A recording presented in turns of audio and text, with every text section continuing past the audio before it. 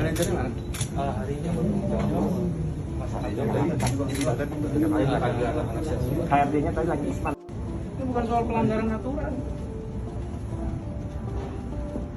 Nama ibu siapa?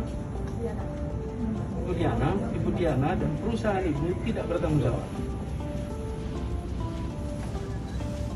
Ibu, ini bukan soal untung rugi, ini soal nyawa, ya. Kita ini mau nyelamatin nyawa orang. Dan orang-orang seperti ibu ini yang egois. Pokoknya semua ini pekerja-pekerja ikut aja. Kenapa?